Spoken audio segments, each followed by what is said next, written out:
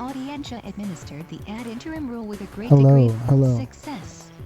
His method of filling vacancies in the governorship failed for a number of reasons. Owing to the divided composition of the tribunal, the rivalry and personal jealousy of the magistrates, and Can't the believe perpetual that. quarrels How and out of struggles this which can I arose be? as a consequence, the periods of its rule became wild scrambles for power in which the strongest survived and reaped all the benefits of office. By their example, the oidores stimulated others to wrongdoing, and in their efforts to secure advantages for themselves they oppressed the residents, Spanish and native, with the burden of their misrule. They did not scruple to indulge in dishonest practices whenever occasion offered. Indeed, they went out of their way to seek such opportunities. Perhaps the gravest defect of the rule of the Audiencia lay in its failure as an executive, owing to the divided character of its composition. There was much Bury your jealousy bacon. that neither unity nor centralized responsibility. In their governmental capacity, the oidores frequently enacted measures and How made come they beat us recommendations so of a bad? statesmanlike character, although they did not always succeed in enforcing them. The magistrates were neither experienced legislators nor trained soldiers, and the latter defect seems to have been a cause of considerable dissatisfaction, especially among the military classes. These were naturally jealous of an assumption of military power by lawyers whose commands they refused to obey. Nevertheless, it must be conceded that such individual oidores as Morga, Alcaraz, Almanza and Anda acquitted themselves of their military duties with great credit when called upon. The reform which gave the government to the churchman was designed to alleviate the defects expressed above.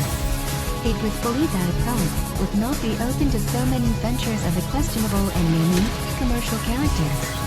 Moreover, the archbishops in Mexico and elsewhere had fulfilled the duties of the executive on former occasions with a fair degree of success.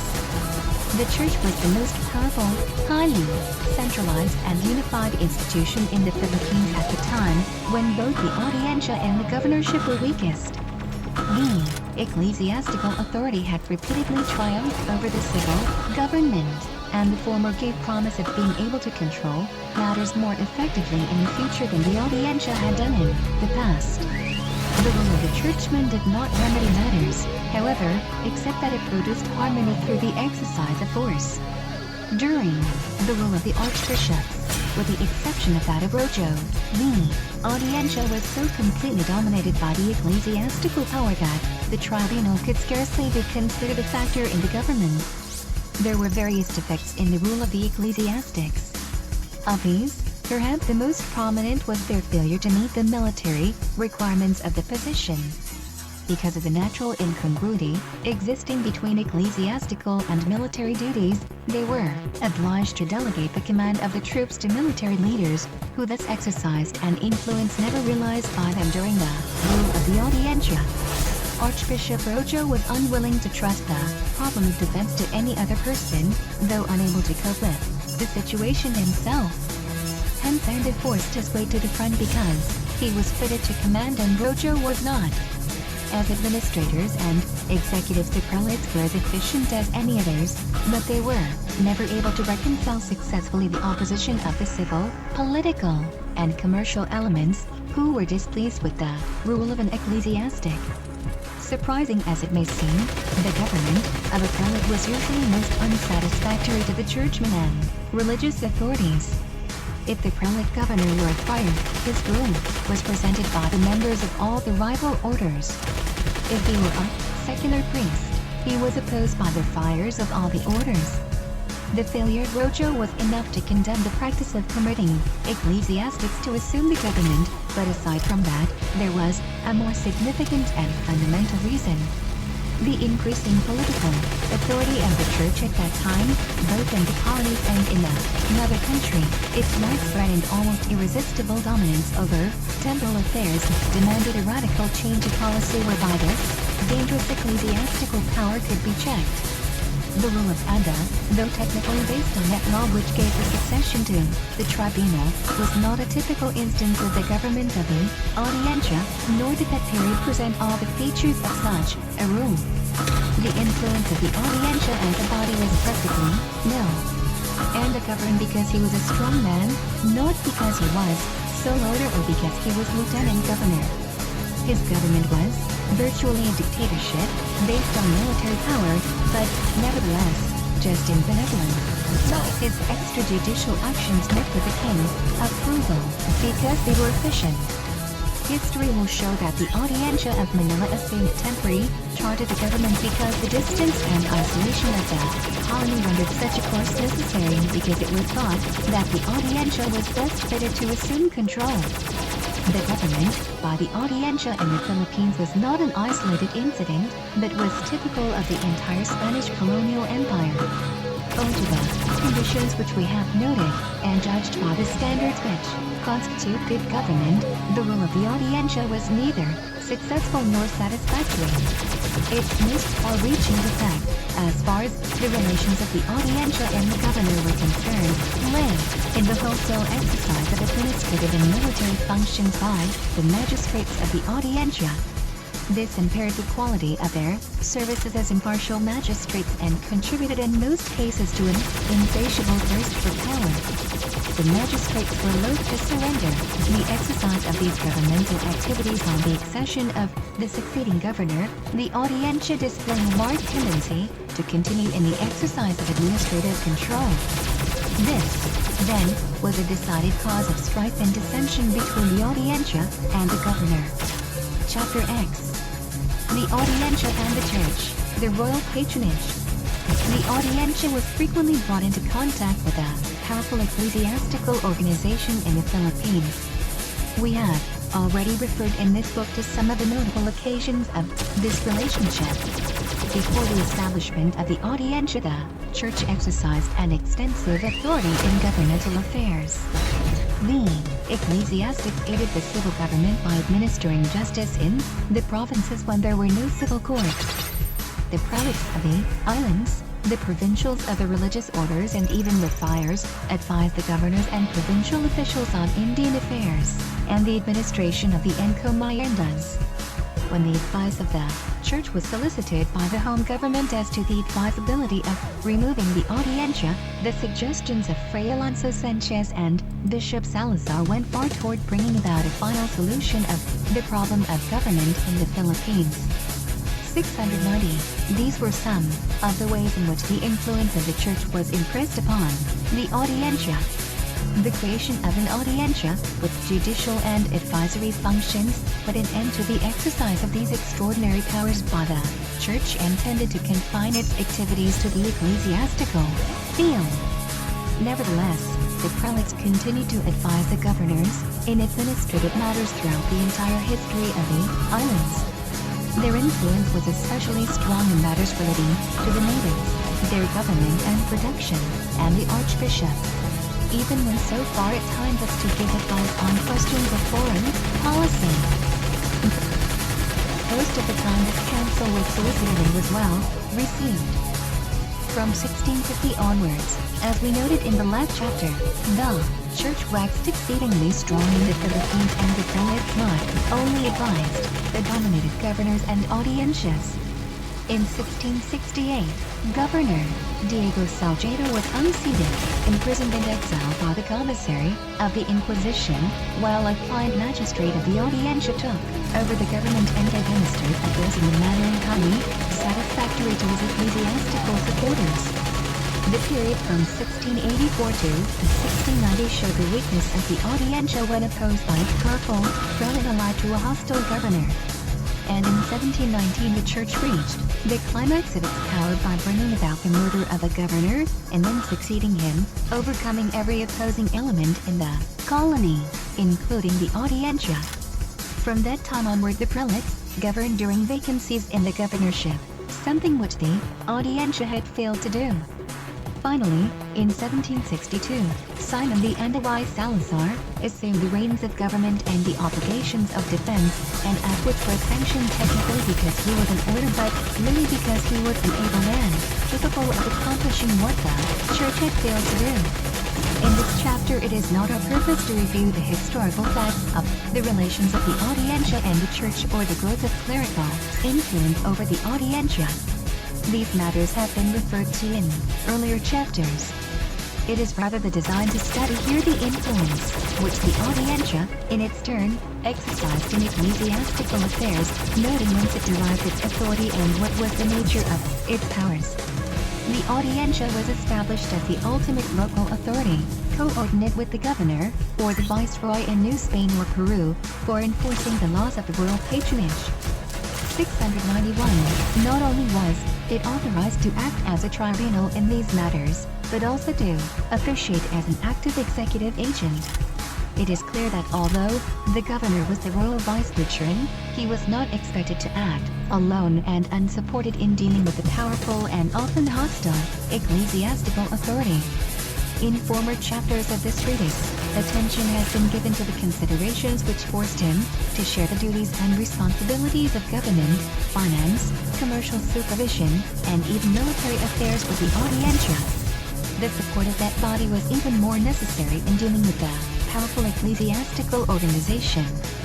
The authority which the Audientia exercised jointly with the royal vice-patron was based upon the law ordering or viceroys, presidents, viceroys and governors of the Indies, to see, guard, and fulfill the laws, and in the provinces, towns, and churches, in the Indies, to see that all laws and preeminences which pertain to our royal patronage are guarded and fulfilled, which they will do by the best means that may appear to them convenient, giving all the orders and instructions necessary to the end that all the instructions that we may give shall be carried out in due form.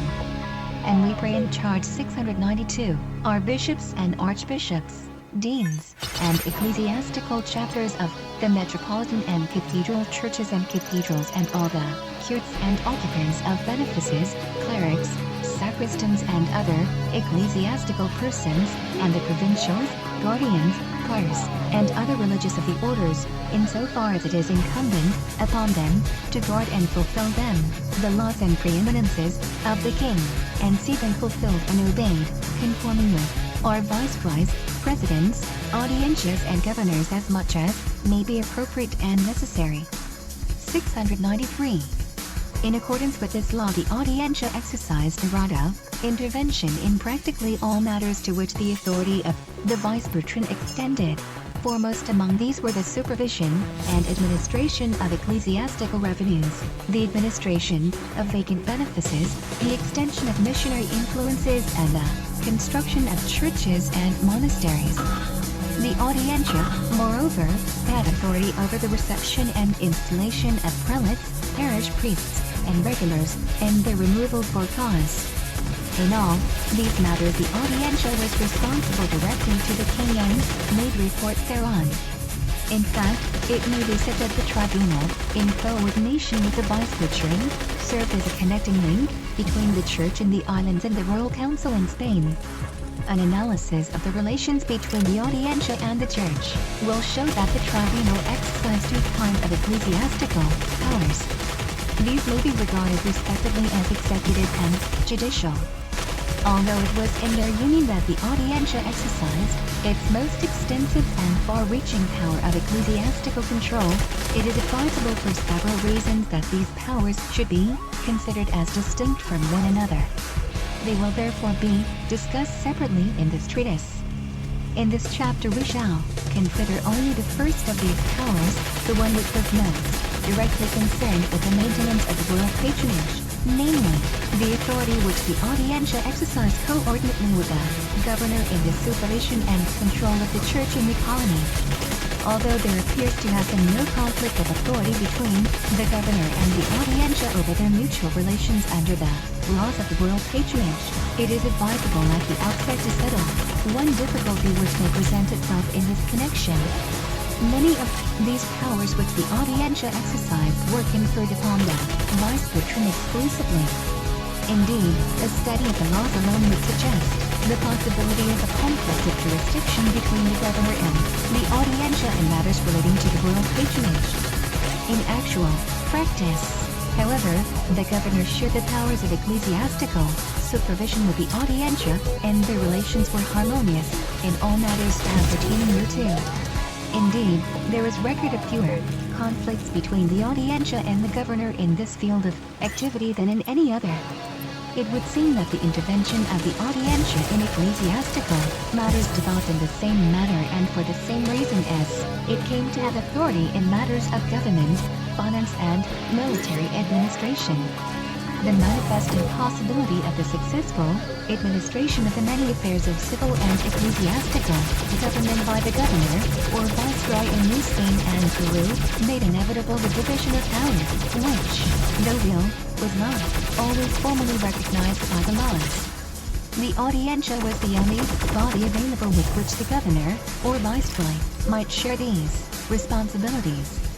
Its judicial character and the talent, training, and administrative ability and experience, wider than that of the governor himself, of its members made it a logical institution to which the executive should naturally turn for advice and assistance. Not only did he require counsel, but the moral and physical support of a tribunal of weight and authority was invaluable in dealing with the united forces of a powerful ecclesiastical hierarchy.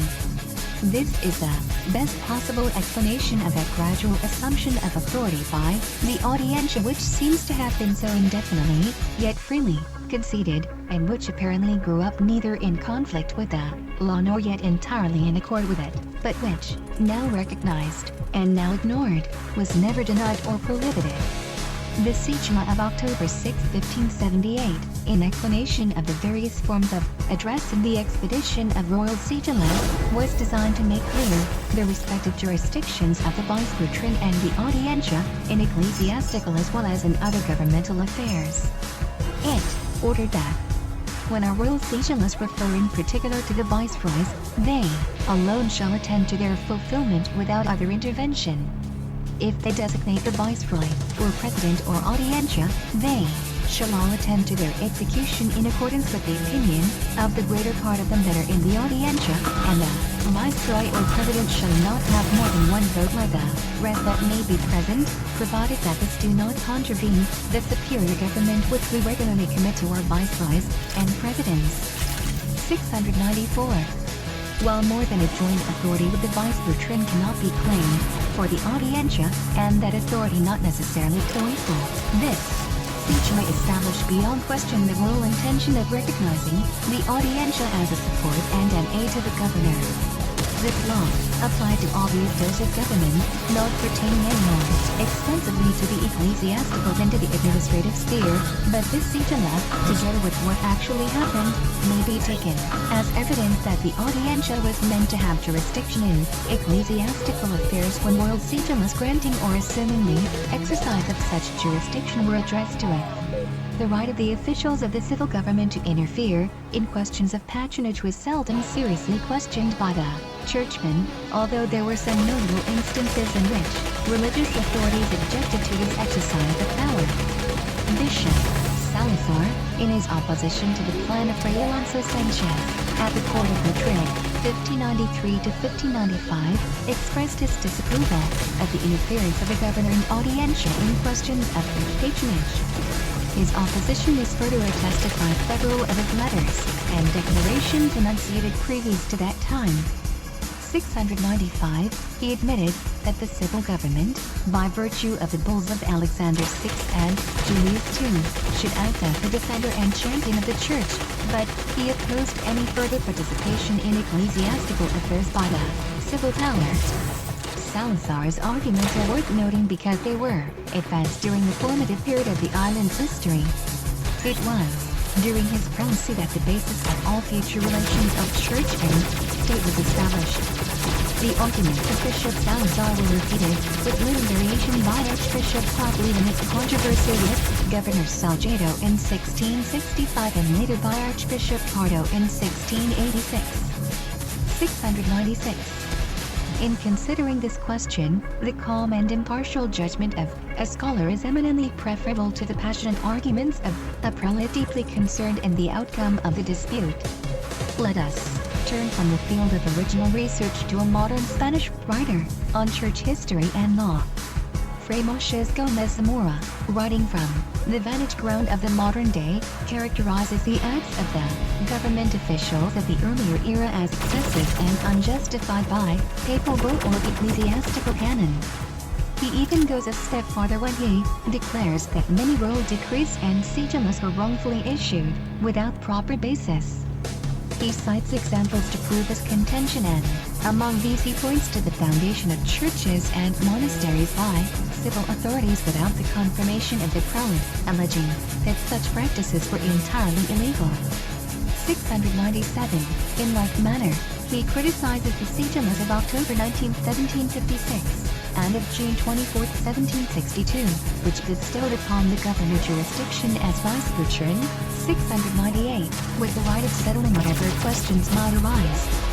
But, he writes, it is clear that the viceroys, the audiencias and the governors did not have, nor could they have spiritual jurisdiction over the persons or property of the ecclesiastics, because in no case can power which is delegated be greater than he to whom it is delegated. 699. Thus does this distinguished writer attack the foundation of the entire institution whereby Spain controlled the church in her colonies during a period of 300 years. Notwithstanding the fact that the governor was a civil head of the church in the colony, it would be possible to fill this chapter completely with quotations of laws which were addressed to the audiencia in recognition of its right of intervention in ecclesiastical matters. The necessity of reserving space for specific cases illustrative of history and practice permits only a scanty summary of the most important of these laws. In practically all these cases, the audiencia participated conjointly with the vice-patron. The interposition of the audiencia was authorized in the colony provincial councils and synods, and the resolutions of these bodies had to be examined by the viceroys, presidents, and oidores to see that they were in accordance with the laws of the royal patronage. 700. The audiencia was empowered to examine all papal bulls and briefs and to suspend those which had not been properly authorized by the Council of the Indies. Disputes between prelates and arguments of churchmen based on bulls and briefs were to be referred by the audiencia to the Council of the Indies. The audiencia was authorized to enforce all properly authorized bulls and briefs and to exercise care that the ecclesiastical courts were granted their proper jurisdiction in accordance with canon law. 701. The audiencia was authorized to enforce the law which forbade laymen to trade with priests. Punishment in the latter case was not meted out by that tribunal, but the offending churchmen were handed over to the prelates. 702. The audiencia, viceroy, and governors were commanded to exercise supervision over the prelates and provincials, receiving from the latter annual reports on the state, membership, and progress of the religious orders and the work performed by them, which information in turn was forwarded to the Council of the Indies. 703. All possible assistance was to be furnished by the audiencia and governor to missionaries remaining in the Philippines or going to Japan. 704. The governor and audiencia were ordered to supervise closely the work of ecclesiastical visitors in the provinces, exercising special care that the natives were not imposed on or abused. The oidores were prohibited from interference with the internal government of the religious orders. 705. Members of orders could not usually be removed by their provincials without the consent of the vice-patron and the audiencia, the authority of the latter extending to the removal and exile of offending priests. 706. The audiencia was ordered to make every possible effort to preserve harmony among the religious and to adjust all differences arising between the orders or within them. 707. The tribunal was authorized to keep prelates from exceeding their authority in passing judgment on erring priests, especially to see that no punishments were imposed such as would interfere with the prerogatives of the civil government. 708. The following brief summary of laws of the early period, although possibly repeating data already given, shows the extent of the participation of the audiencia in the regulation of ecclesiastical affairs. 709.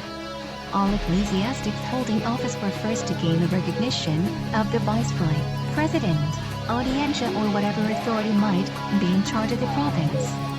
A list of the members of each order was to be furnished by their provincial to the governing authority.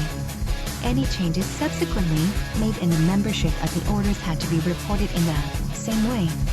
The names of all religious teachers were to be submitted to the audiencia, governor or other authority in control for inspection and approval.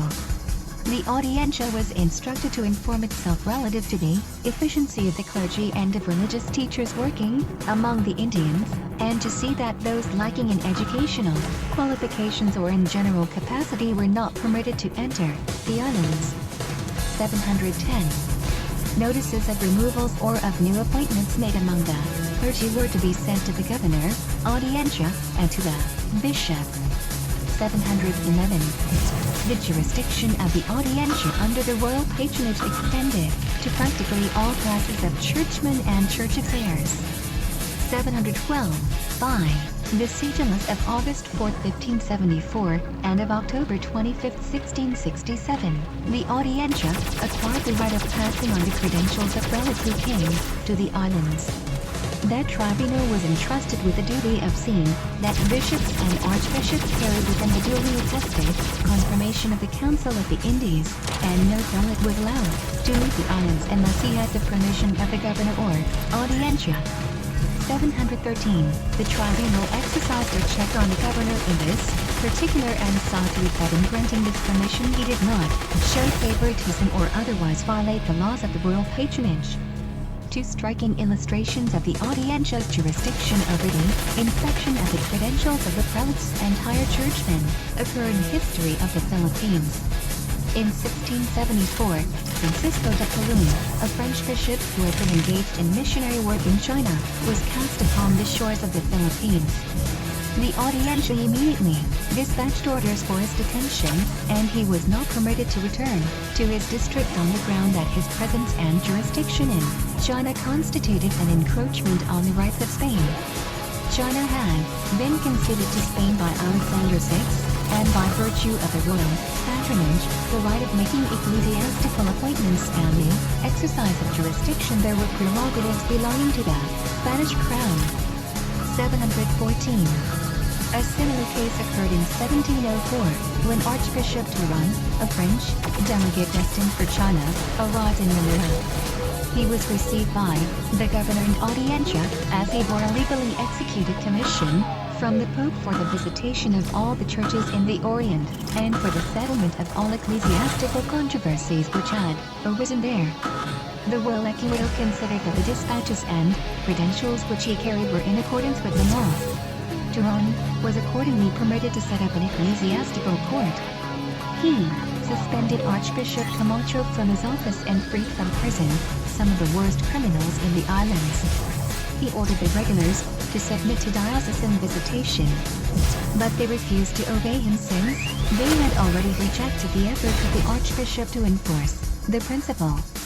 The Council of the Indies ultimately disapproved of the admission of this foreign ecclesiastic without the authorization of the Spanish government. 715, and as a consequence ordered the removal of the governor in senior order, heavily fined the remaining magistrates and reduced Archbishop Camacho to the position of Bishop of Guadalajara.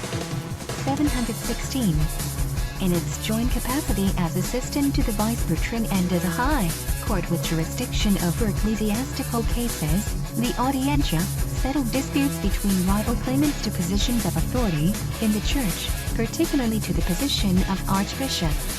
The law, which had been in force up to 1619, prescribed that the ecclesiastical chapter should fill the vacancy with a temporary incumbent, but some effort had already been made to have the senior bishop succeed to the post. Bishop Ars of Cebu was opposed to this plan on the ground that each prelate had more than he could do in the proper administration of his own bishopric. 717. Nevertheless, it may be noted that on January 22, 1630, Ars was made acting Archbishop of the Metropolitan See of Manila by virtue of the Acuerdo of the Audiencia and the Vice Patron. 718. Ars's accession to the post was in accordance with a papal bull which had been promulgated with the king's approval at some date between 1619 and 1630. There had been a three-cornered fight between the ecclesiastical chapter, the Bishop of Cebu, and the Bishop of Nueva Segovia, and this conflict had been settled by the Acuerdo in favor of Ars, while the chapter appealed to the Council of the Indies. When Guerrero, the new appointee, arrived, he immediately laid claim to the office, which Ars refused to surrender, on account of an irregularity in the archbishop's appointment. Ars appealed to the Audientia, but the tribunal refused to authorize any innovations. 719, in a statement to the king, dated October 17, 1655, he related that in 1629 the governor and Audientia had solicited that he come to Manila and take the place vacated through the death of Archbishop Serrano. This would seem to indicate that the Audientia had acted solely on the basis of its authority derived from the royal patronage, but in settling the dispute among the various ecclesiastical authorities it also acted judicially. Guerrero's credentials finally came, apparently executed in the proper form, and they were referred to the Audientia by the governor. The tribunal, when it had satisfied itself that the commission was valid, placed thereon the stamp of its approval and accepted Guerrero as archbishop. Then the latter, in the words of Governor Corcuera, presented himself in the Royal Court of Justice, the Audientia, before which he appeared to be presented to a see. He swore upon the Gospels not to interfere with your Majesty's jurisdiction, to respect your royal patronage, and to be always your royal vessel. 720. In other words, he took his oath of office as Archbishop in the Audientia. The above may be considered as a typical case of the temporary designation of a prelate for the Archbishopric of Manila by the Audientia.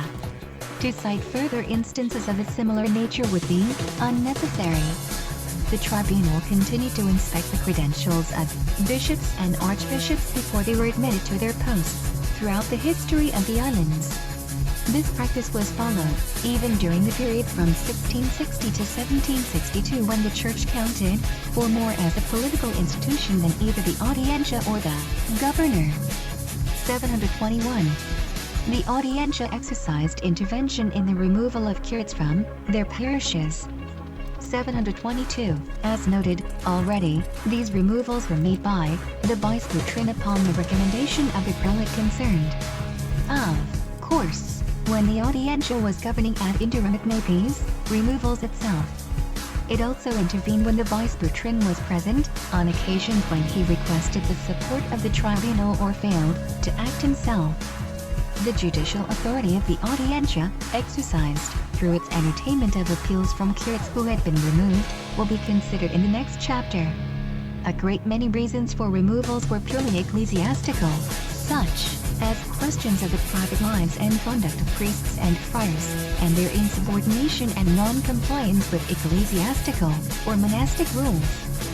With these matters the Audientia did not concern itself unless deportation was involved, or the offenses of the priests constituted crimes against the civil government.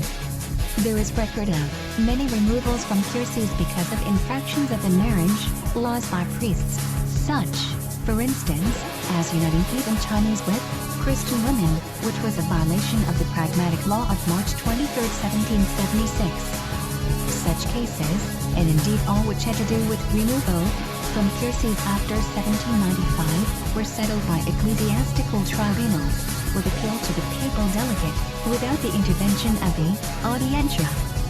723. The operation of the removal of regulars for cause was slightly different. Unless the regular was the holder of a parish and subject to episcopal visitation, the prelate had no jurisdiction over him, and neither the governor nor the Audientia could interfere in the matter, unless such intervention was requested by the provincial. 724. When the deportation of regulars not holding curacies was decreed, the consent of the vice-patron or Audientia, acting for him, was necessary. This was usually given on the recommendation of the provincial, and the exile accordingly became an act of the civil government. The formal consent of the Council of the Indies was necessary for all deportations of this character, but the complete exercise of this prerogative gradually devolved upon the vice-patron, who notified the Council of the Act. 725. The crimes of priests or ecclesiastics against the law and order of the realm were punishable in the same manner and by the same agency as the simpler violations of ordinary subjects.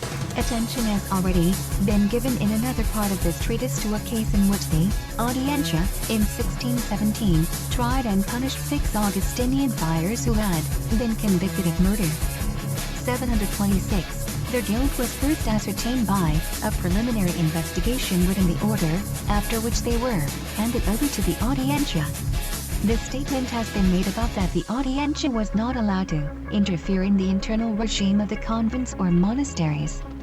727. However, when the provincials of the orders were unable to keep the friars in subordination, they frequently called upon the civil government for support and assistance. This was done in 1715 when the Castilian Recollects rebelled against their provincial, incorporated themselves into a separate chapter, and entrenched themselves in the convent de Bagumbayan, outside the Manila wall. Order Torralba, then acting as governor and vice-patron, came to the support of the provincial upon appeal. He cannonaded the recalcitrants, arresting and imprisoning them on their surrender, and finally banished their leaders. 728. On this same occasion, it may be noted, the provincial solicited the aid of the archbishop, whose interference the rebellious friars had resisted as an attempt at episcopal visitation. The disciplinary jurisdiction over priests and friars referred to above suggests the similar authority which the Audiencia exercised over the prelates.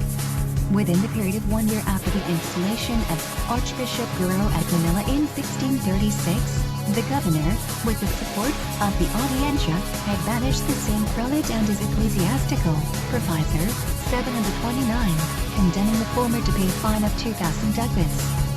The governor contract also to influence the judge conservator 730 to pronounce a ban of excommunication upon them both, in return for a like censure that had already been passed on the governor by the prelate. 731. The banishment of Archbishop Poblit by Governor Salgado and the Audiencia prior to the arrest of that governor by the commissary of the Inquisition, the exile of Archbishop Pardo in 1684, and the imprisonment of Archbishop de la Cuesta by Governor Bustamante and the Audiencia in 1719, are incidents in the history of the islands which serve well as illustrations of the disciplinary and coercive jurisdiction of the vice-patron and Audiencia over the churchmen. These events need only be referred to here, as they have already been discussed in relation to other phases of the history of the Audiencia. As visitors of the provinces, the oidores were required to inspect the ecclesiastical work of the parish priests and to note their care and treatment of the Indians. 732. In the exercise of these duties, they were protected by a law which forbade prelates to proceed against them with censures while they were carrying on such investigations. La Gensel, the noted French traveler, who visited the islands during the middle of the 18th century, testified that the oidores did not fulfill their duty with a great faithfulness. La Gensel stated that on account of their dependence on the hospitality of the priests, when traveling from place to place in the provinces, the visitors' inspections were merely perfunctory and of little value. 733. The above testimony is not corroborated, however, by the report of Order Francisco Grilla, who was sent to Comarines in 1702 to take account of tribute and to inquire into the state of the encomiendas. He reported that in the curacies which were administered by the Franciscans there was an entire absence of religious instruction, the natives were mistreated, and they were permitted to continue in idolatry, drunkenness, and superstition. Neither the priests nor the alcaldes mayores exerted any uplifting or civilizing influence. The alcaldes mayores, it was alleged, connived with the priests to defraud the natives by the imposition of excessive tribute and by the exaction of all sorts of fraudulent ecclesiastical tasks. The order, in this case, sought to remedy the state of affairs by dispatching reformatory edicts against their friars, and by posting notices and copies of royal decrees and sigils designed to inform the natives of their rights under the law and to warn them against the imposture of the friars. Whereupon the Franciscans appealed to the Bishop of Comarines and persuaded him to excommunicate the order on the grounds that he had usurped the ecclesiastical jurisdiction. This appeal to the papal delegate was in direct violation of the sigil mentioned above, protecting such visitations against ecclesiastical censure. The order appealed to the Audiencia, and that body solicited the prelate, Irigo y Encargo, to remove his censures. The Audiencia would go no further, however, as two of the magistrates were personally hostile to Gula, hence the order was obliged to remain in the provinces at the mercy of the friars. After 6 months of isolation, Gula, who was broken in health, sent an appeal for aid to the king on June 28, 1702. This memorial embodied a full account of his attempts to make necessary reforms in the provinces subject to his visitation. 734, it was presented to the Council of the Indies on October 14, 1706. 735, 3 observations might be made from this incident. First, there was little vigor, promptitude, or effectiveness in the Spanish judicial system as therein exemplified. It took 4 years for this petition to be presented to the council and considerably more time for an answer to be made. Secondly, this affair shows to what extent petty spite and private quarrels interfered with good government and efficient administration. Thirdly, it illustrates the fact that the entire civil government, including the Audiencia, was very much under the domination and influence of the ecclesiastics. An inspection which was similar to that just described was made by Order José Torralba in 1713 in the provinces of Albay and Cebu. Torralba was unable to complete his work owing to his recall to Manila, where he was obliged to resume his place in the Audiencia on account of the insufficient number of magistrates present in the tribunal. It seems that in the provinces subject to his visitation, the former charges of the Franciscans had been turned over to the seculars, most of whom were natives. Torralba reported that under the careless and incompetent administration of the parish priests, the churches had gone to ruin and all Indian instruction had been abandoned. In his report he commented unfavorably on the stupidity and immorality of the native clergy, alleging that in them lay one of the causes of the poverty and degradation of the people. He recommended the restoration of the regulars.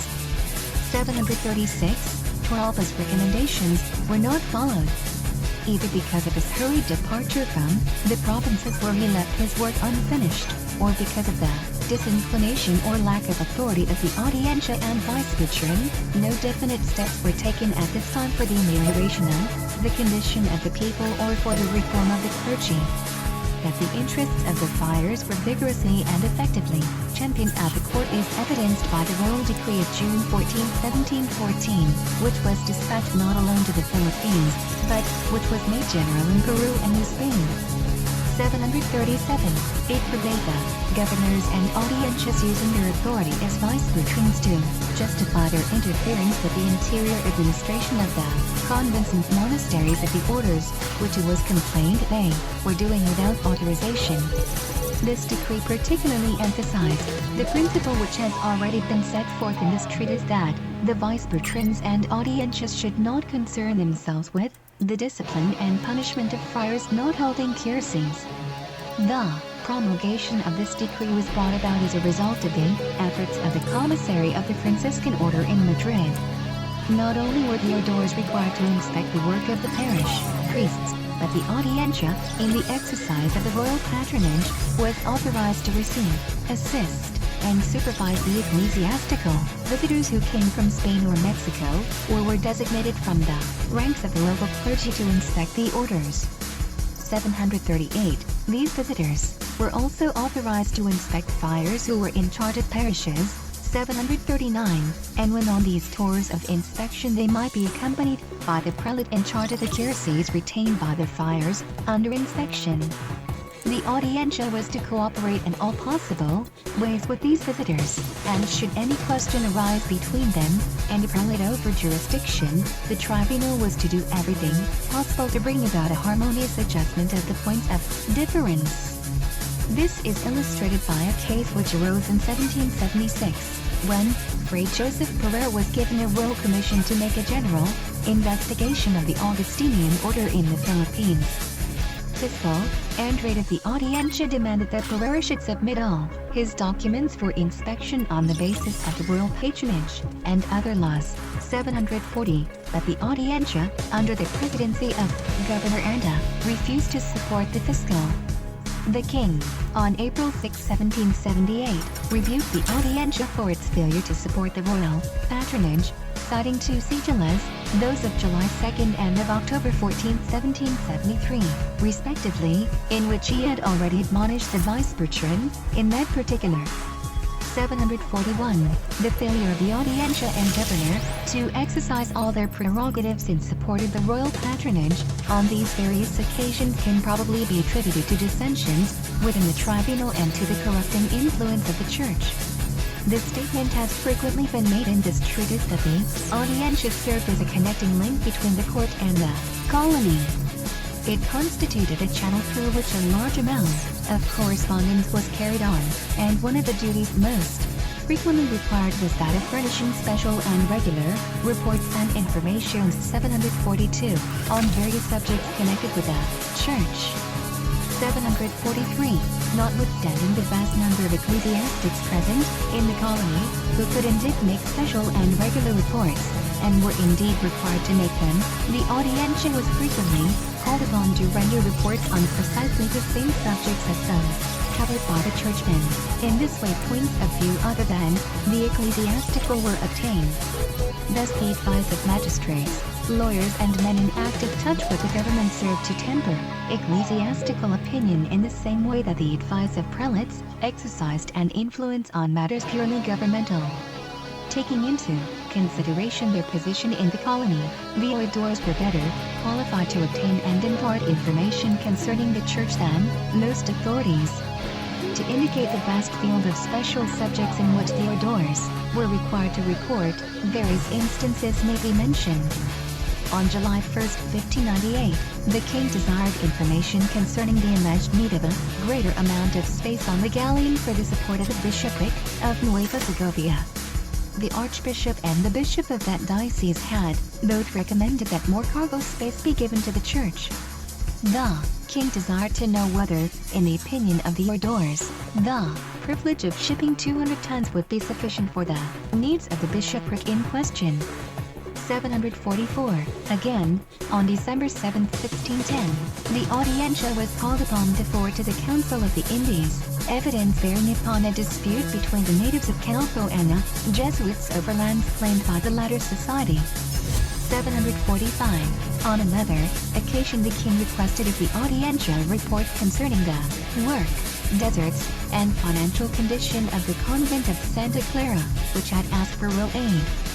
746. Frequently the Audiencia was called upon to take a census of the number of priests, secular and regular, in the islands and to report on the size of each order, the number of friars holding secular curacies in each, and the number of missionaries. 747. It came to be its regular duty to furnish these reports at stated intervals, and when, for some reason, it failed to render them, a royal reprimand was forthcoming.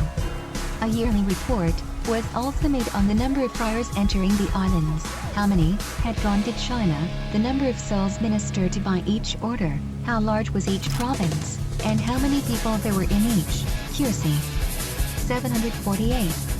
It is interesting to know that the churchmen were also held responsible for this information and that reports on these same subjects were required of the prelates and provincials. 749. It is evident that the report of the Audiencia was utilized as a check to prevent misrepresentation on the part of the friars, especially since it was always the object of each order to prove that it was overworked and in urgent need of more members. As friars were sent to the islands at the royal expense, 750, and as they were supported after their arrival by the royal treasury, the exercise of economy was always desirable. On the other hand, it was to the interest of an order to make its requirements and accomplishments appear as great as possible. Another function which the Audiencia came to exercise by virtue of its authority in behalf of the royal patronage was that of general supervision over the colleges and universities. In the laws of the Indies this duty was imposed upon the viceroys and governors, 751, and nothing was said of the authority of the Audiencia in that particular. According to the laws of the Indies, in fact, the Audiencia had little jurisdiction or authority over colleges, universities and seminaries, but as the administration of these was entirely in the hands of the church, the Audiencia came to exercise much the same authority over education that it did over other church activities. 752, Widors and Fiscales were forbidden to act as rectors, but they might participate in the law examinations to satisfy themselves whether the standard of instruction in the royal universities and colleges was sufficiently high, and whether the education, training and ability of candidates for the licentiate's degree gave evidence of their fitness. 753, according to the Royal Decree of November 27, 1623, the University of Santo Tomas was founded in the Philippines with the advice of the Governor and Acuerdo of the Audiencia. 754, here again that tribunal may be seen in the act of assuming non-judicial functions which primarily belong to the governor through the unwillingness or inability of that official to act alone. The Audiencia only exercised advisory powers in educational affairs. The Jesuits as early as 1585 had requested permission to found and establish a college or seminary in Manila, and the king, on January 11, 1587, requested of the Audiencia report on the general conduct, progress and accomplishments of the Jesuit order, asking in particular what benefit would accrue from the establishment of a Jesuit college in Manila. The Audiencia, in its report of June 25, 1588, characterized their work as very effective, the learning and ability of their personnel remarkable, but in the opinion of the Widors there was scarcely any need of a college in Manila at that time, and there were no means of supporting one. 755. When Santo Tomas became a royal university in 1648, the Jesuits were obliged to sue the Audiencia for the right to continue the bestowal of academic degrees. Their request was denied by the tribunal, but the decision was reversed by the Council of the Indies in 1653. 756. On May 3, 1722, San Jose was made a royal college and was subjected to the visitation and patronage of the Audiencia. In 1769, when the Jesuits were suppressed, an attempt was made to continue San Jose as a secular institution under the supervision of the Audiencia. This brought forth such determined opposition from the Dominicans and from the friends and supporters of Santo Tomas that on June 30, 1778, a sigilla was issued ordering the Audiencia to close San Jose and hand over all students and attendants there to the Archbishop, so that they might be placed in secular colleges and seminaries. 757. This was done, and the Audiencia rendered to the Council of the Indies a report on the administration of the finances pertaining to the transaction. The revenues derived from all unsold properties belonging to the Jesuits were included in the temporalities, and the income from these were transmitted to the royal treasury. Subsequently, the Archbishop attempted to assume jurisdiction over these Jesuit properties and funds, and to this the Audiencia objected. In 1784, the matter was finally settled by the decree of the king in answer to an appeal which had been carried by the prelate from the Audiencia to the Council of the Indies. He sustained the Audiencia and forbade the prelate from interfering with these temporalities. The Dominicans were more successful in the maintenance of an educational institution. 758, on the occasion of the extension of the charter of the University of Santo Tomas on May 17, 1680, the king ordered my president and the auditors of my Audiencia of that city, and with first in charge the Archbishop of the city, the bishops of the said islands, the ecclesiastical and secular cavaliers, the superiors of the orders, and any other of my judges and justices, to acknowledge the University of Santo Tomas as a beneficiary of the royal patronage. Its title was formally extended on June 21, 1681, by act of the Audiencia. 759, the tribunal not only exercised the right of patronage over the Dominican University, but also over the College of San Juan de Letran, a seminary for boys which was founded in 1640 and maintained by the Dominicans as an adjunct to Santo Tomas. Reports, recommendations, and information exist in abundance to prove that the Audiencia exercised considerable influence in the life and history of these institutions. The tribunal celebrated acuerdos to improve the instruction in mathematics, physics, law and medicine. It provided for the examination of students, passed on their credentials, made regulations for the bestowal of degrees and decided upon the fitness of prospective teachers. 760, it supervised the records of these institutions, audited their finances and sent reports to the King and Council concerning the work of the universities and colleges. In its jurisdiction and authority over these educational institutions, the Audiencia served in behalf of the sovereign as his royal tribunal. These were royal universities, endowed with special, royal charters and privileges, and it was fitting that they should be controlled by the royal Audiencia in the king's name. In addition to this, as they were administered by the church, the Audiencia and the vice-patron exercised joint control over them in the name of the royal patronage in the same manner that they supervised other ecclesiastical activities. As we have already noted, the Audiencia exercised jurisdiction over matters of church finance. The most notable examples of its control may be seen in the administration of TAS 761, the funds of temporalities, obras pias, funds of the crusade, and spolios of the prelates. The Audiencia was authorized to guard the royal interest in the matter of the collection and the administration of tithes, particularly with a view to seeing that over-ambitious churchmen did not obtain more than their share, and that in the collection of the tithes they did not oppress the natives. This special care of the orders was to see that tithes be not paid directly to the prelates. 762, in fact, these funds were to be administered by the civil government, and prelates were not to be allowed to interfere with their collection. No changes were to be made in the authorized manner of collecting these funds on the responsibility of colonial officials. Recommendations for reform should be made to the Council of the Indies either by the prelate or by the Audiencia. 763, the Audiencia was ordered to see that the proper division and distribution of tithes were made, and that the 2/9 of the gross sum collected was duly set aside for the crown, in accordance with the law. 764. Further evidence that the Audiencia was regarded as the instrument of the royal will in these matters is afforded by the circumstances leading up to the reforms of 1768 and 1786. And it should be noted, particularly, that the King and Council relied on that tribunal for advice and assistance in the drafting and execution of these measures. A number of tentative laws and proposals for changes in the system of collection and administration of the tithes was sent to the Audiencia from time to time prior to 1768, and the magistrates were required to submit opinions as to the availability and applicability of the proposed measures. In 1768 a decree was issued fixing the tithe at 10 real per Indian.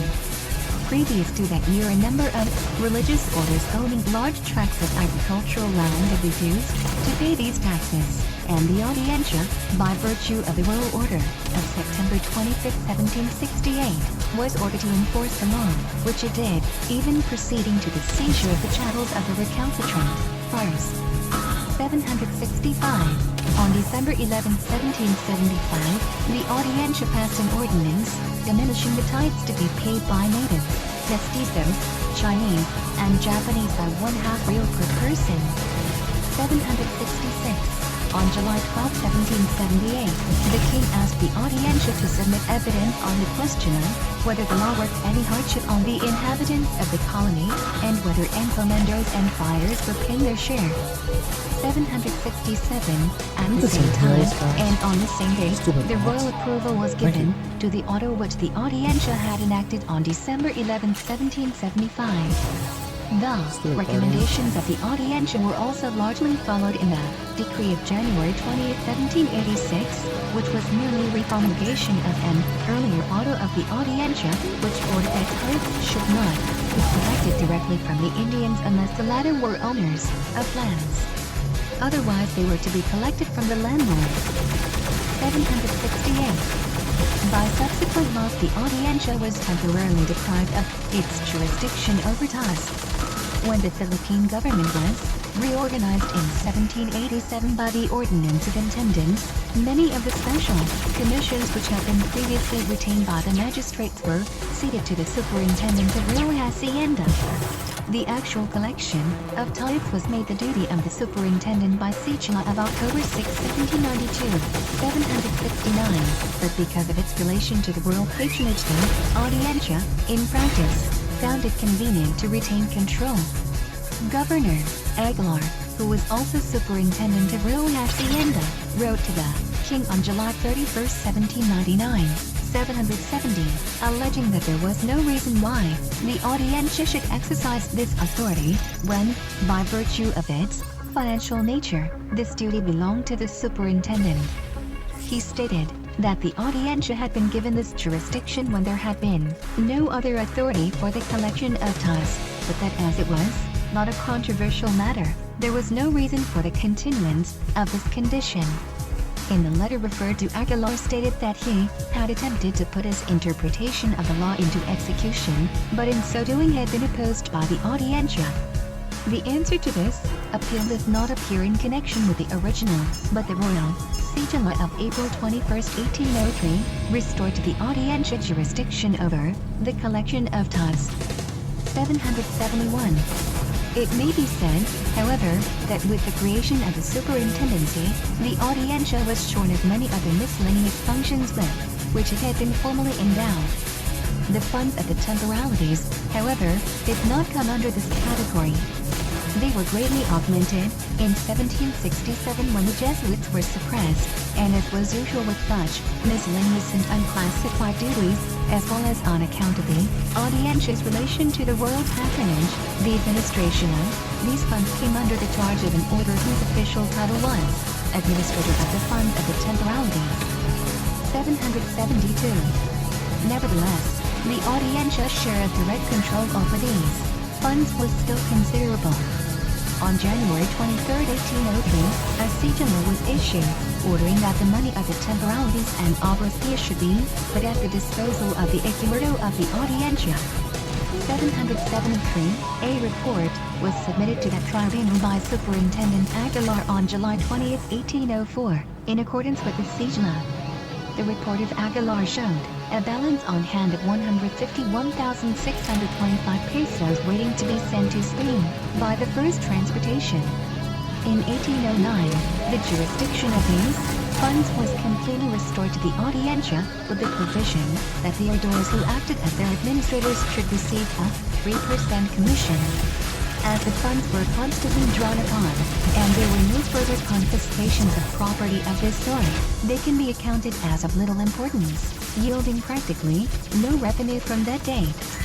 Owing to the continual appeals of the government for money with which to defray the expenses of putting down the various insurrections from 1808 to 1814 and subsequently, the funds of the temporalities, like every other peso that came into the treasuries of the colonies, were sent to Spain as rapidly as they were collected. 774. The Audiencia also audited the accounts of the obras pias, though its jurisdiction over these funds was often opposed. 775. The chief foundations of the obras pias in Manila were the Santa Misericordia and San Juan de Dios. The wealth and power of the Misericordia became so great, 776, and so well did it profit by the various amenities extended to it, that by the early part of the 18th century, it had become the object of the distrust and envy of all classes of Manila society. It was chiefly disliked because it had been permitted to utilize so much free space on the galleon. Other inconveniences had arisen from its participation in trade, wherein, possessed of so many advantages, it was enabled to derive profits and benefits that were denied to competing merchants in the colony. Complaints were made against it by certain religious orders, merchants, treasury officials, oidores, and the governor himself. It was the consensus of opinion among these that the accounts of this society should be inspected by the government, and, in accordance with these recommendations, a sigilla was expedited, ordering the society to submit its accounts to the Audiencia for inspection and approval. Poor guy. 777. The suspicions of the general public were confirmed, and the popular distrust increased when the inspection of Oidor Calderon revealed that the finances of the society had been carelessly kept, and that the books contained numerous discrepancies. The scrutiny of the order showed the existence of a deficit of 383,437 pesos. That is, the record called for property in the hands of the society to the value of that sum which could not be found. The Misericordia, in a series of protests, accounted for the discrepancies by alleging that the Audiencia had declared many of its debtors bankrupt. Relief from the inspection was requested on the grounds that the local feeling and the prejudice of the oidores would cause them to be unfair to the society. It pleaded that the inspection should be made by the chief accountant of the Council of the Indies, Contador de Cuentas, once in 5 years. In this request it was supported by the recommendation of this official. 778. On April 19, 1755, the Cedula of November 9, 1747, was modified on the basis of these protests, and in lieu of the annual inspection the order was substituted the requirement that once in 3 years the Misericordia should submit its own accounts. 779. This brought forth a storm of protest from the residents of Manila, headed by Governor Arandia, who went to some length to describe the abuses which had arisen in the past from the unrestricted liberty which the Misericordia had enjoyed. He accused the society of dishonest political practices, interference with the government, bribery and corruption. He said that, behind its commercial operations there existed a veiled scheme by which the church was seeking to monopolize the trade of the islands. 780. The opposition of the governor and residents bore fruit to the extent that a compromise was made in the Royal Cedula of February 21, 1759, which restored the practice of having oidores inspect the accounts of the Misericordia, though the examination was to be held only once in 5 years. This, of course, was sufficiently lean to defeat the entire scheme. Oidores were forbidden to interfere with the property of the society at any other time and in any other manner. 781. The Misericordia maintained a stubborn and vigorous resistance to the principle of visitation by the Audiencia, but as far as may be judged by the data at hand, the law was not changed again, and the Audiencia continued to exercise their position. That the Audiencia was prone to overstep its authority in the matter of these inspections is shown by an incident which occurred in 1776 to 1777. In the regular, quinquennial inspection of the records of the Misericordia, a number of abuses were uncovered. The funds were found to have been carelessly administered, and the books inaccurately kept, owing to the negligence, incapacity, and corruption of the members to whom the funds had been entrusted. Governor Sario, as vice patron, appointed Order Calderon as receiver and administrator of the funds, with the charge that the order should suspend all payments until the accounts were straightened out. The Misericordia protested, and on April 25, 1778, the king ordered the governor and Audiencia to desist from further interference with the funds of the society, the royal disapproval being based on the Cedula of February 21, 1759, which, while authorizing the inspection of the books of the society, forbade any minister to interfere with or interrupt said house in the administration or distribution of its funds. 782. The Cedula of February 21, 1759, was reaffirmed on repeated occasions when the Misericordia refused to submit its books to the Audiencia. The last law touching upon this particular question was promulgated on August 2, 1787, when it was decreed that the accounts, books, records, and work of the Misericordia and its officials should be subject to the inspection of the Audiencia. 783. Not only was the opposition of the Misericordia a source of dispute between that society and the Audiencia, but the matter of financial inspection caused disputes between the Audiencia and other officials and departments of the government. The reforms of 1787 made trouble between the superintendent and the Audiencia. Since this was a financial matter, the former claimed the right of auditing these accounts, which the Audiencia refused to concede for the reason that it had always had supervision over these funds, when the right was exercised by any secular authority. The question was definitely settled by the Cedula of January 22, 1803, which ordered that the money of temporalities, pious funds, and charitable societies should be put at the disposal of the Ecuador, and that if any matters relative to those branches were then pending before the superintendent, they should be remitted at once to the Audiencia. 784. This was accordingly done by Governor and Superintendent Aguilar. 785, and after that time the jurisdiction of the Audiencia was no longer questioned. Shortly after the establishment of the Consulado of Manila in 1769, a bitter dispute arose between that body and the Audiencia for jurisdiction over cases involving the commerce of the Misericordia. On the basis of the Sigla of July 8, 1774, the Consulado claimed exclusive jurisdiction over all disputes involving trade which between merchants. It advanced the contention that in all suits involving losses of galleons the society should be considered in the case of an individual merchant. The Audiencia, basing its claims on the royal patronage, declared the Consulado to have exceeded its powers in assuming the jurisdiction described above and fined several of its members. The Consulado appealed the case, and in reply the king promulgated a sigla on June 7, 1775, declaring that neither to the Audiencia nor to the Consulado belonged the jurisdiction over such cases, but that they should be tried in first instance by the Council of the Indies. 786. The reasons assigned for this decision were that the Consulado could not try such cases because merchants constituted its membership and because the fiscal and two oidores also belonged to its tribunal. Neither the Audiencia nor the Consulado, accordingly, could impartially try commercial suits between merchants and the Misericordia. Accordingly thereafter all evidence should be submitted to the Council for special action. The Audiencia and the governor had supervision over spolios and vacant benefices. 787. When a prelate entered into office it was his duty to file with the fiscal and inventory of all properties belonging to him at the time of his advent to the diocese. 788. On the occasion of his death the treasury official was designated to estimate and administer the property left, pay the debts of the deceased churchman, execute his will with regard to his property in accordance with the law, and turn over the residue to the royal treasury. This process was known as taking the spolio. The spolio of a deceased prelate was taken, according to the early laws, by an official of the royal treasury, who was designated by the president for the purpose, and who officiated under the supervision of the Audiencia. The tribunal verified the autos and substantiated the proceedings of the agent. 789.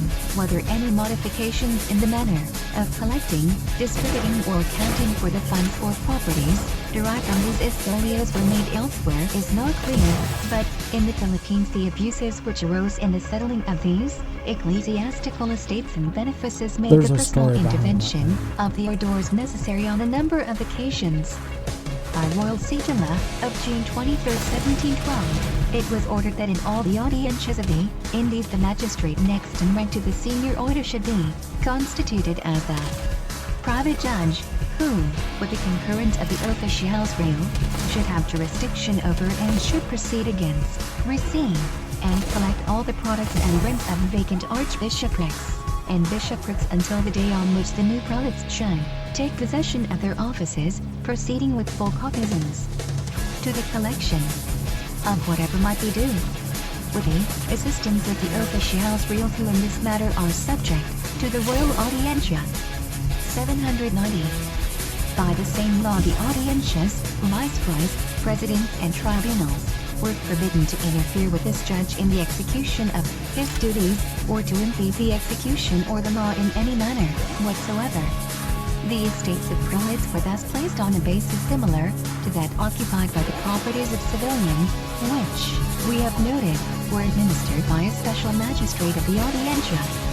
This sigla also provided that all money left as a residue after the death of the prelates were paid should be sent to the king for distribution. In view of the above-mentioned law, the practice followed in 1715, on the death of Bishop Gorospe of Nueva Segovia, seems to have been a direct violation of the royal command, and somewhat different from the usual method of settling the estates of prelates. As soon as Gorospe died at Magaldan, Pangasinan, the alcalde mayor of the province sent immediate notification to the governor and Audiencia.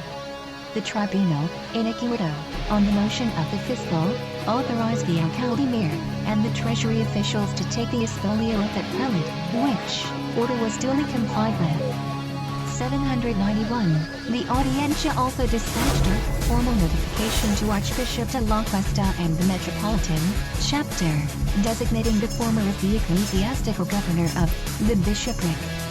792. The significant feature of the Cespolio is that it was taken by an official as inferior in rank as an alcalde mayor through the express authorization of the Audiencia, instead of being conducted by the second magistrate of the Audiencia as the law directed. It is possible that the arrival of the sigilla of June 24, 1712, had been delayed, or that this may have been a case, so frequent in the Spanish colonies, of compliance without obedience. Certain it is that the conditions of life and travel in the provinces were of such a character that an order would have found it more comfortable to remain in the capital and delegate the disagreeable duties of the Espolio in a far distant province to the resident alcalde mayor. Attention has already been called to various complaints made by governors and others against the disinclination of the magistrates to submit to the inconveniences of provincial inspections. Again, it is very probable that the time and attention of the magistrate whose duty it should have been to take the Cespolio were occupied with more important judicial duties. 793. The citation or further multiplication of data relative to Espolios would be monotonous and unprofitable. Sufficient has been said already to show the extensive participation of the Audiencia in the administration and settlement of the estates of prelates and the assignment and care of vacant benefices. It may be noted, however, that the Audiencia suffered little if any diminution of its authority over the Espolio through the ordinance of intendance. That deprived the oficiales real vendedores of the duty formerly incumbent on them of taking Espolios and conferred it upon the intendants and corregidor intendants of provinces. However, it was still required that the papers relative to the proceedings should be submitted afterward to the Audiencia for legalization and approval. 794, appeals and cases of litigation arising from them were to be settled in the Audiencia.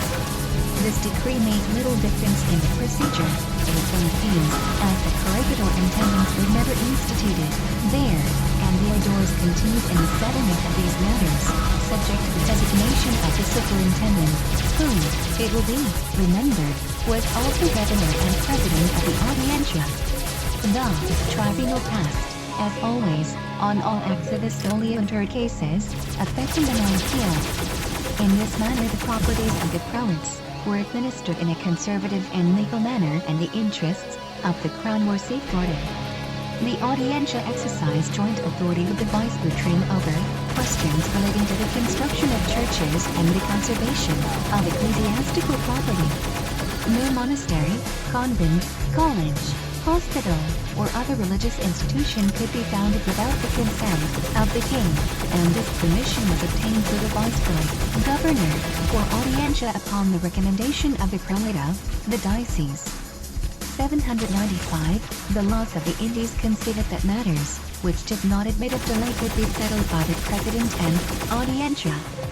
796, in fact, as early as August 15, 1620, Governor Fajardo acknowledged receipt of a letter from the king in which occurred the statement that no church or convent, not even a chapel, ought to be, or can be, founded unless concurrent with your permission, and that of the Audiencia. 797, it was provided that all petitions of religious orders for permission to construct convents and monasteries should be referred to the council, with the recommendations of the Audiencia, but in actual practice, when the advice of the Audiencia was in the affirmative, the vice-butrin gave the desired consent, reporting on his action to the Council of the Indies.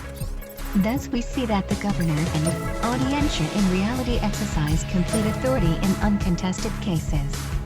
A large number of communications written to the Audiencia by the royal authorities exist, illustrating the nature and extent of the influence of the Audiencia in these matters. In 1604, the king learned that the Augustinians of Cavite had founded a convent with no other authority than that of the governor. This was contrary to the laws of the royal patronage, and the Audiencia was ordered to correct the abuse and to see that the royal orders were obeyed in the future. 798. On another occasion, the Audiencia was ordered to correct certain abuses of the Jesuits, who had dispossessed the natives of the lands and had built various structures thereon. The land were ordered to be returned to their rightful owners and the buildings destroyed. 799. The ambitions of the friars to construct monasteries, convents and hospitals, and otherwise to manifest their powers and add to their increasing strength had to be checked frequently. The Audiencia was called upon to do this throughout the history of the islands.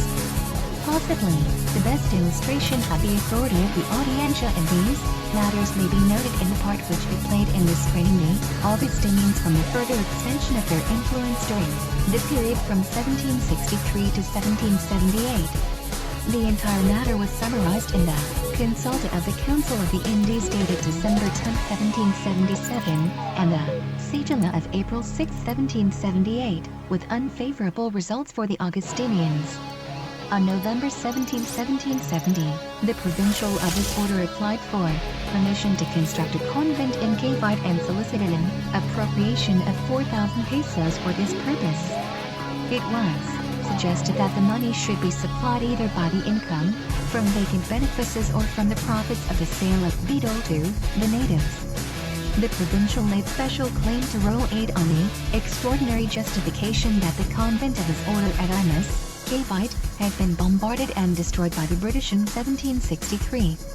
On August 16, 1772, the Council of the Indies referred the matter to the Audiencia of Manila, and the tribunal, after an exhaustive investigation of the subject, recommended non-compliance with the provincial's request. In its report, the Audiencia reviewed the former attempts of this order to extend its power and influence. On December 2, 1765, it had tried to obtain permission to construct a convent at Batagan, which the Audiencia and Fiscal Viana frustrated. The Augustinians tried again on February 20, 1766, asking for permission to build at Bagumbayan. This plan the Audiencia was also able to defeat. On August 16, 1772, this same order, impatient at the delay of the council in answering its petition of November 17, 1770, and still persistent, solicited permission from the governor alone, not alluding to the fact that a petition of this sort was at that time pending before the Council of the Indies. This request was considered in the Ecuador, with unfavorable consequences for the Augustinians.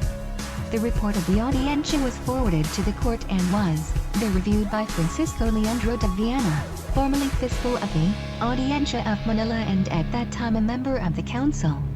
Viana recommended that not only should the desired permission be refused, but a rigid investigation of the legitimacy of titles to properties held by the Augustinians should be made.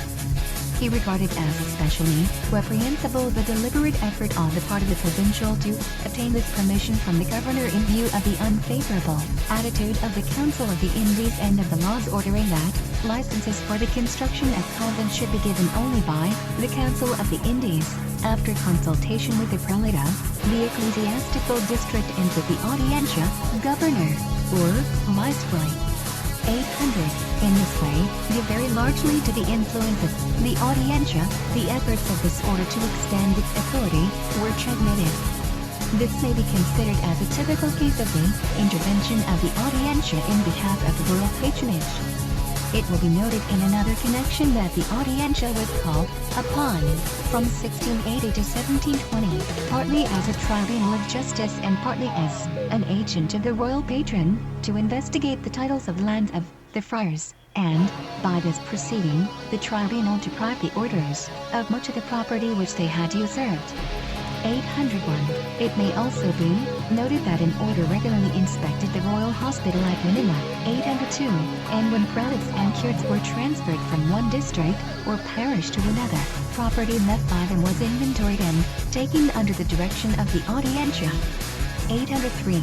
These measures were designed to ensure the security and conservation of royal property. In summary, it may be said that the Audiencia possessed joint authority with, but not equal to the vice-patron in the regulation and supervision of religious affairs. As a tribunal, and as an agent of the civil government, the Audiencia supported and assisted the vice-patron. At times, indeed, it acted in his stead. We have seen that the Audientia labored in the interests of the royal authority when it passed on the acts of provincial synods and councils, and it inspected bulls and briefs before they were allowed to become operative in the colony. It sought always to bring about a peaceful settlement of disputes between prelates, curates, and religious orders. Acting in the interests of the civil government, the electors made inspections in the provinces, noting the work of their friars and parish priests in their particular fields, giving special attention to the treatment afforded to the Indians by their ecclesiastical protectors. The tribunal acted as the patron of the royal colleges and universities. It regulated the administration of ecclesiastical finances, devoting especial attention to tithes, obras pias and espolios. And finally, as we have just noted, it was endowed with considerable authority in determining the advisability of authorizing the construction of churches, monasteries, and convents, or permitting the orders to extend their influence in various parts of the colony. The intervention of the Audientia in these matters was recognized by the Court of Madrid and by the ecclesiastics of the Philippines. Chapter I. The Audientia and the Church, the ecclesiastical jurisdiction. In the same manner that the Audientia performed the functions of a civil court, so did it exercise jurisdiction as a superior tribunal or court of appeal over prelates, church tribunals, and ecclesiastical judges. It will be our purpose in this chapter to determine the relations of the Audientia with the various ecclesiastical tribunals, and to direct attention to the occasions on which it acted as a court, either with original or appellate jurisdiction in ecclesiastical cases. In this particular phase of the investigation, an effort will be made to distinguish between the ecclesiastical jurisdiction of the Audientia and its acts relative to the royal patronage. Not only may this distinction be made for conveniences of discussion, but it will be readily seen that the character of the powers and jurisdiction exercised was widely different. When acting as a tribunal of appeal over prelates, provincials, and ecclesiastical courts, the chief concern of the Audientia was the administration of justice. When acting in defense of the royal patronage, as noted in the preceding chapter, its authority was primarily executive and administrative, designed always to safeguard the interests of the civil government. It is, of course, true that all the power exercised by the civil government over the church proceeded from authority invested in the former by the laws of the royal patronage. 804. Nevertheless, it must be observed that there were times when the Audientia exercised the function of an impartial, disinterested court, with no aim or object other than that of maintaining simple justice. It may be conceded, for example, that the authority which the Audientia exercised in the settlement of disputes between religious orders and between the prelates and the regulars partook of the same judicial character as the jurisdiction which it had in settling disputes between civil corporations and individuals. The intervention of the Audientia for the protection of the Indians from the abuses of the churchmen, 805, its entertainment of the recurso de fuerza 806, and its function as a court of appeals for the protection of the natives against ecclesiastical tribunals may be said to have constituted acts in defense of the royal interests as well as in securing the end of common justice. In restraining church authorities from the intemperate use of the interdict, 807, or from a too liberal extension of the right of asylum, 808, the Audientia was not seeking the end of justice, though judicial proceedings were instituted, so much as it was defending the royal prerogative and protecting the officials of the civil government. This may also be said of its efforts to prevent the abuse of power by the commissary of the Inquisition. In these last-mentioned activities, therefore, the Audientia may be said to have acted in defense of the royal patronage, though in all these cases its method of procedure was that of a court of justice. The church in the Spanish colonies had its own judicial tribunal for the trial and settlement of cases arising within it which did not concern the civil government. 809, the division of authority between the civil and ecclesiastical courts and the respective jurisdictions of each are described by Professor Moses, who writes, "The courts of the civil government and not the ecclesiastical authorities considered All questions involving the limits of bishoprics, the rights and prerogatives of the holders of benefices, controversies between ecclesiastical councils and their bishops and archbishops concerning the administration of the church, all disputes between parish priests and their parishes, in a word, all cases that in any manner touch the royal patronage.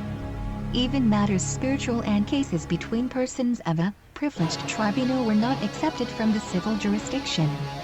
But certain cases might be brought before the viceroy, and, if desired, an appeal might be taken from the viceroy's decision to the audiencia. 810. It will be our function in this chapter to determine the participation of the civil courts in these matters. The power of intervention in ecclesiastical matters which was exercised by the civil tribunals was always a source of discord in the Philippines. The attitude of the churchmen on this question is well shown by a letter written January 28, 1688, by Fray Alonso Laudon, procurator in Madrid for the Franciscans of the Philippines, in protest against the encroachments of civil government. He wrote that the principal causes of trouble in the Philippines are the disagreements which continually exist between the royal audiencia and the ecclesiastical judges. The ministers of the royal audiencia, by virtue of the royal patronage of your majesty whom they represent, hold that the audiencia has ecclesiastical jurisdiction over the church and over purely ecclesiastical persons, over spiritual cases and the administration of the Holy Sacrament, and spiritual and territorial jurisdiction in regular and secular parishes. 811. Laudon described the helplessness of the ecclesiastical judges and the ineffectiveness of their jurisdiction, circumscribed as it was by that of the civil magistrates.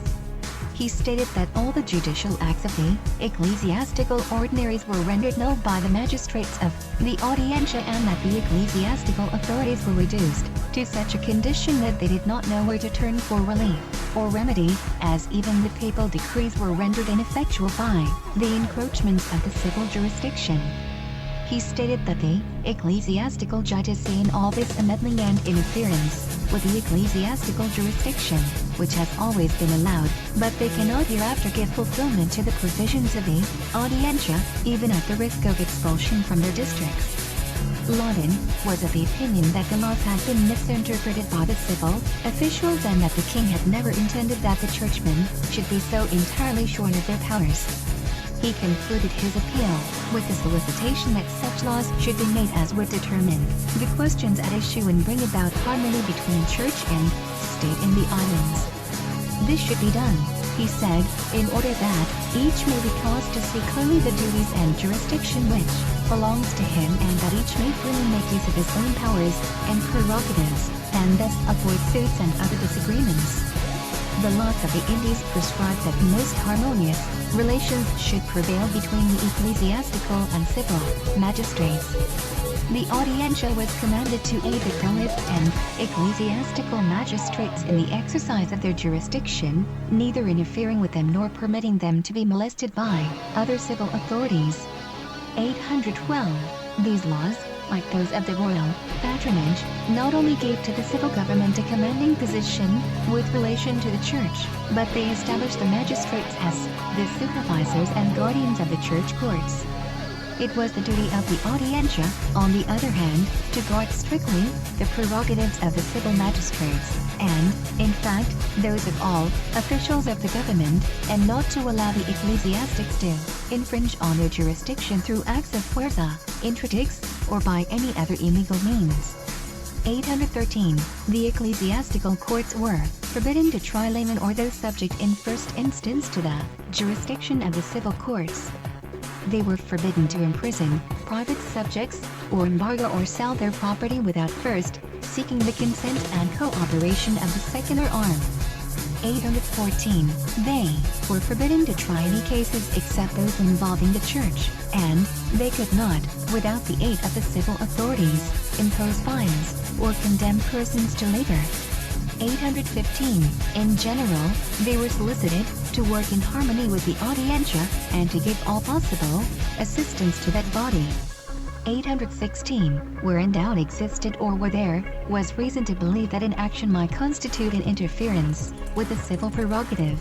The ecclesiastical judges were ordered to ask the advice of the secular authorities.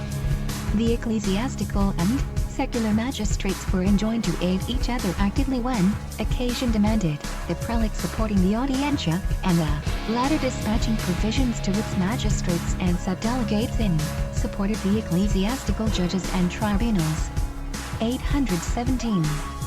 The laws cited above did not become effective suddenly, but were evolved through a long period of dissension and dispute between the ecclesiastical and the civil authorities. Before the audiencia was established in the islands, the parish priests, friars, and ecclesiastical ordinaries in many cases exercised the duties of local judges in both the spiritual and temporal spheres. There can be no question but that the Church rendered very efficient service in this particular, especially under the leadership of Bishop Salazar. 818. The surrender of their prerogatives by the ecclesiastics was gradually though reluctantly made as the civil courts become more firmly established in the islands. At first, the entire clergy, with few exceptions, from the bishop to the most isolated parish priest, opposed the change, and regarded the assumption of their former powers by the civil authorities as unauthorized usurpation. 819, it was with great difficulty that the churchmen were able to adjust themselves to the new conditions. They were required frequently to aid the civil authorities in the apprehension of criminals and in the obtaining of testimony, thus cooperating generally in the administration of justice.